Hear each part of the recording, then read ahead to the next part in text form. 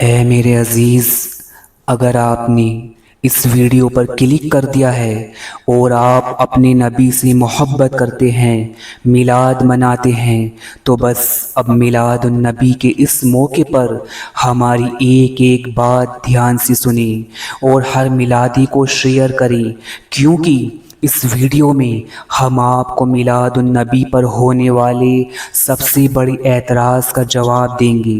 اور وہ اعتراض یہ ہے کہ جیسے ہی میلاد النبی کے دن قریب آتے ہیں ویسے ہی بدعقیدہ لوگوں کے اعتراضات بڑھتے جاتے ہیں، اور وہ لوگ کہتے ہیں کہ عید میلاد النبی صحابہ کے دور میں اتنی مرتبہ آیا، جلوس نہیں نکالا، فلاح کے دور میں اتنی مرتبہ آیا، فلاح کے دور میں اتنی مرتبہ آیا، جلوس نہیں نکالا، تو پھر کیا آپ میلادی لوگ ان تمام صحابہ سے بڑے میلادی ہو گئے؟ اور پھر بس کیا ہے، وہ لوگ بدعت بدعت کی رٹ لگا لیتے ہیں۔ عید میلاد النبی کے اس موقع پر ہم آپ کو بتائیں گے کہ عید کا مطلب کیا ہوتا ہے اور میلاد کا مطلب کیا ہوتا ہے، بدعت کیا ہوتا ہے اور بدعت کا مطلب کیا ہوتا ہے، سب سے پہلے میلاد کس نے منایا اور کس کس نے منایا، اور ہم آپ کو بتائیں گے کہ میلاد قرآن حدیث میں کہاں ثابت ہے اور کیسے اور کس طرح ثابت ہے۔ نمبر 1، عید و میلاد کا مطلب کیا ہوتا ہے؟ تو دیکھیے، لفظ عید کا لغوی مطلب ہوتا ہے خوشی، خوشی کے دن، خوشی کے پل، چاہے وہ دینی خوشی ہو یا پھر وہ دنیاوی خوشی ہو۔ لفظ عید کا مطلب خوشی و خوشی منانے سے ہے۔ اب یہ تو ہو گیا لفظ عید کا لغوی مطلب۔ اب بات کرتے ہیں کہ دین کی اصطلاح میں عید کا مطلب کیا ہوتا ہے۔ تو جب اللہ دین حق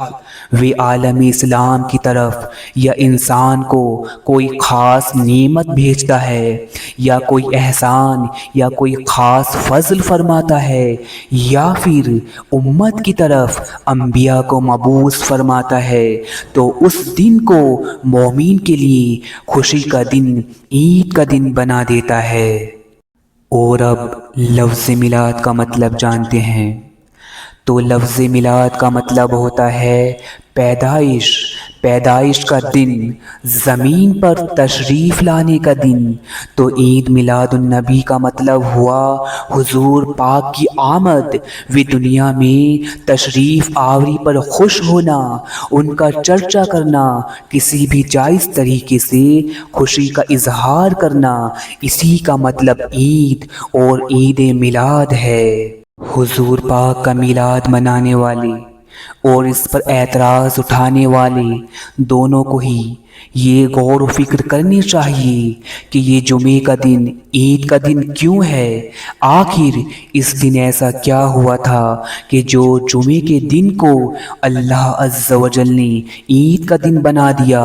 تو ابن ماجہ کی حدیث میں جواب ملے گا کہ عبداللہ بن عمر رضی اللہ عنہ سے روایت ہے کہ حضور پاک صلی اللہ تعالی علیہ وسلم نے فرمایا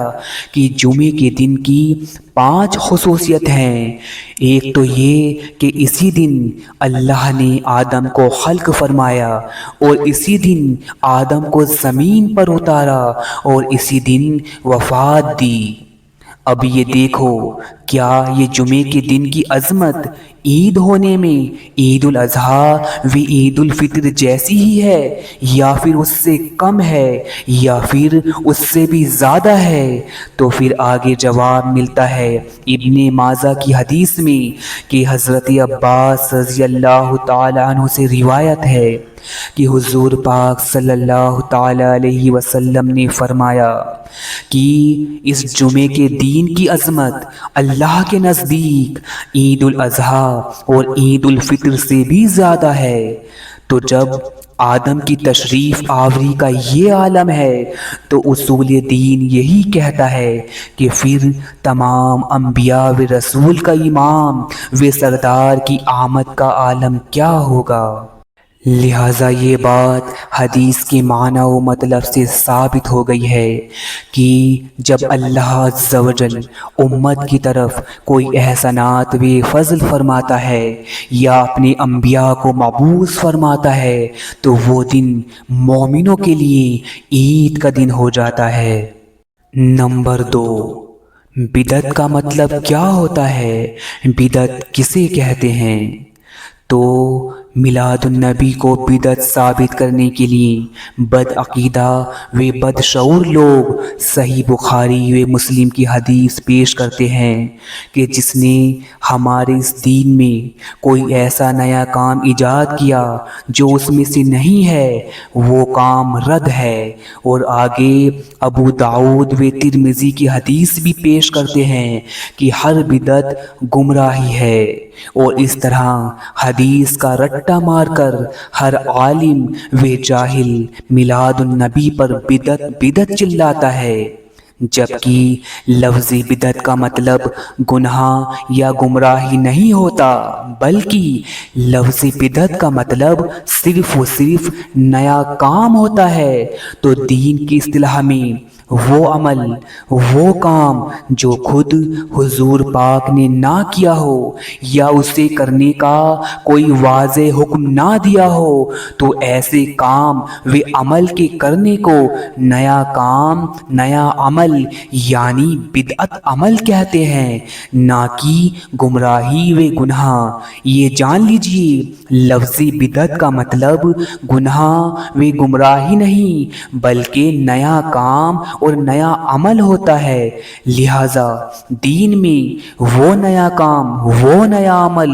گناہ و گمراہی ہوتا ہے جو دین نہیں ہوتا اور سنت کا الٹا ہوتا ہے، شریعت کے خلاف ہوتا ہے۔ تمام میلادی اور میلاد پر اعتراض کرنے والے یہ بات جان لیں کہ حدیث کا مطلب یہ ہے کہ دین میں وہ نیا کام رد ہوتا ہے، وہ نیا کام گناہ و گمراہی ہوتا ہے جو دین نہیں ہوتا،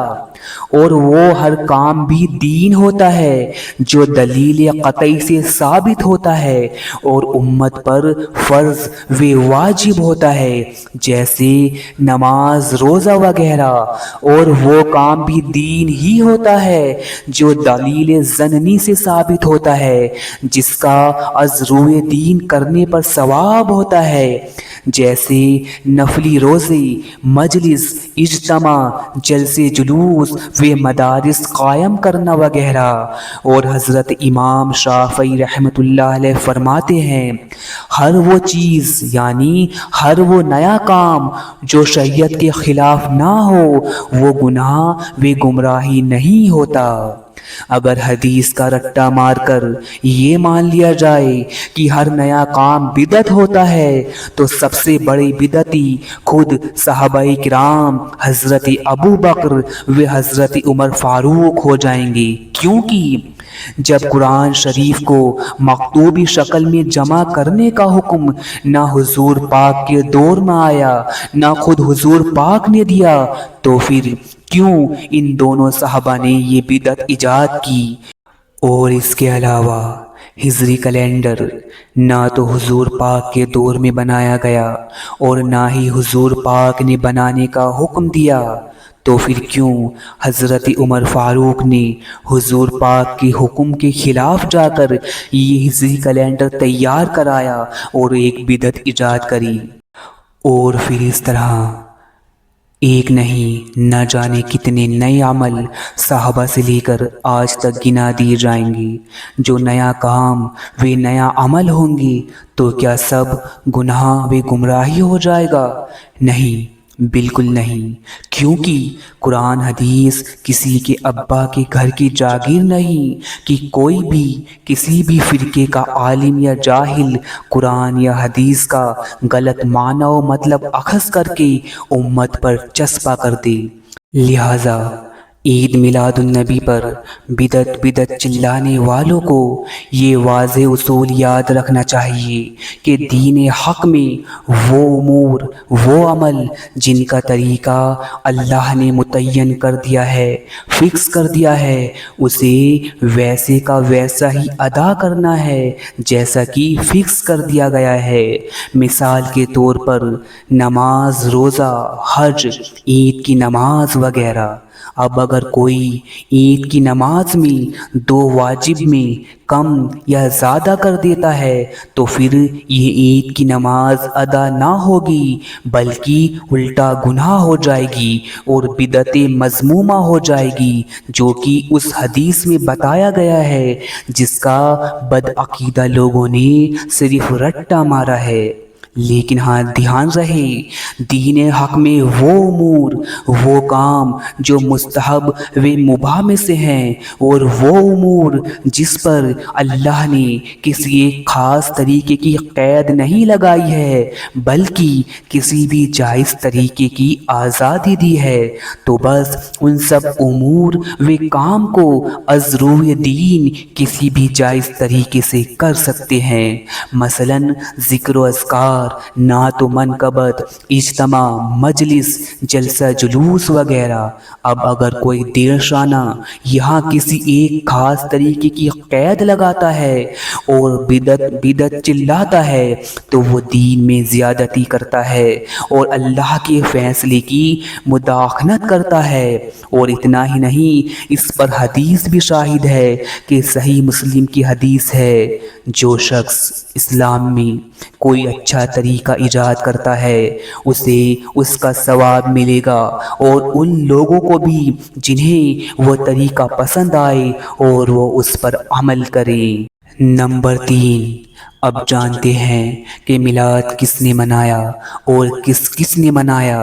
اللہ نے اپنے کلام میں کثیر تعداد میں انبیاء کا ذکر کیا ہے، ان کے دنیا میں آنے کی زندگی کے حالات و معاملات بیان کیے ہیں۔ یہ سب ذکر انبیاء کیا ہے؟ یہ عید میلاد ہی تو ہے۔ اور پھر کل انبیاء جو حضور پاک سے پہلے تشریف لائے، ہر ایک نبی نے ہمارے نبی کی آمد کا ذکر کیا، لوگوں کو آگاہ کیا۔ یہ سب کیا ہے؟ یہ عید میلاد ہی تو ہے۔ اور حضور پاک کے وفادار صحابہ جب جنگ کو جاتے تو آپ کی تاریخ بیان کرتے اور کہتے کہ ہمارے ماں باپ آپ پر قربان ہوں، اور پھر جان کا نذرانہ پیش کرتی۔ یہ سب کیا ہے؟ یہ عید میلاد ہی تو ہے۔ انبیاء کا تذکرہ، ان کی آمد کا تذکرہ ہر دور میں ہر جائز طریقے سے چلتا آ رہا ہے، اور سنت الہی، سنت انبیاء و سنت صحابہ بنتا آ رہا ہے، اور قیامت تک ہر جائز طریقے سے یہ سلسلہ جاری و ساری رہے گا۔ نمبر 4، کہ میلاد النبی قرآن و حدیث سے کہاں ثابت ہے اور کیسے ثابت ہے؟ تو اللہ عز و جل سورہ یونس میں فرماتا ہے کہ کہہ دیجئے کہ اللہ کے فضل اور اس کی رحمت پر ہی انہیں خوشی منانی چاہیے، اور یہ ان تمام چیزوں سے بہتر ہے جو وہ جمع کرتے ہیں۔ تو بتاؤ اب اس امت پر، پورے عالمین پر حضور پاک کی ذات سے بڑھ کر کون رحمت اور فضل ہو سکتا ہے، اور کون سی رحمت حضور پاک سے بڑھ کر ہے کہ اس کی خوشی و تذکرہ کیا جائے؟ تو اظہار خوشی کا حکم تو خود اللہ کتاب اللہ میں دے رہا ہے۔ اور اتنا ہی نہیں، اس کے علاوہ دوسری جگہ اللہ عز و جل فرماتا ہے، تو سورہ الضحیٰ میں اللہ کا فرمان ہے، اور اپنے رب کی نعمتوں کا خوب ذکر و تذکرہ کرو۔ میلاد النبی پر جاہلانہ اعتراض کرنے والوں کو سوچنا چاہیے، یہ سب تو ہمارے حضور پاک کی ذات کے بارے میں ہیں جو اللہ کے بعد سب سے مقدس ہیں۔ اللہ نے تو عیسیٰ ابن مریم کی ولادت کو بھی مبارک و سلامتی والا کہا ہے، جیسا کہ سورہ مریم میں فرمان ہے کہ مجھ پر سلامتی ہے جس دن میں پیدا ہوا، جس دن میں مروں گا، اور جس دن دوبارہ زندہ کیا جاؤں گا۔ یہ سب جو قرآن شریف سے دلائل دیے گئے ہیں یہ سب تو مومنوں کے لیے ہیں، ایمان والوں کے لیے ہیں۔ حضور پاک کی میلاد پر تو صحیح بخاری کی حدیث ہے کہ ابو لہب کو ہر پیر کے دن کچھ سکون ملتا ہے۔ کیونکہ اس نے حضور پاک صلی اللہ تعالی علیہ وسلم کی پیدائش پر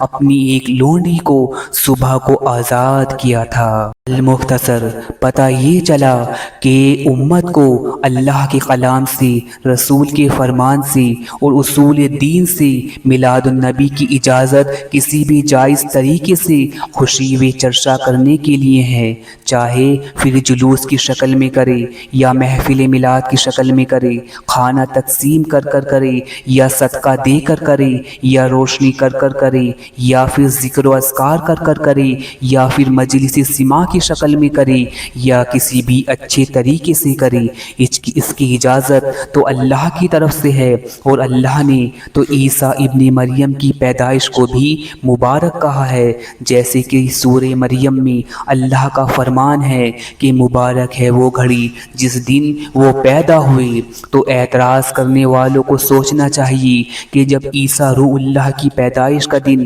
مبارک ہے تو جس کے صدقے میں خود کل انبیاء آئے اس کی پیدائش کیوں نہ مبارک ہو۔ اعتراض کرنے والوں کو سوچنا چاہیے کہ مصطفیٰ کی خلق کے لیے تو اللہ نے کائنات سجا دی، تم ابھی جلوس و میلاد پر اٹکے ہو۔ حق تو یہ ہے کہ ہوش کے ناخن لو اور خوب شکر اور چرچا کرو۔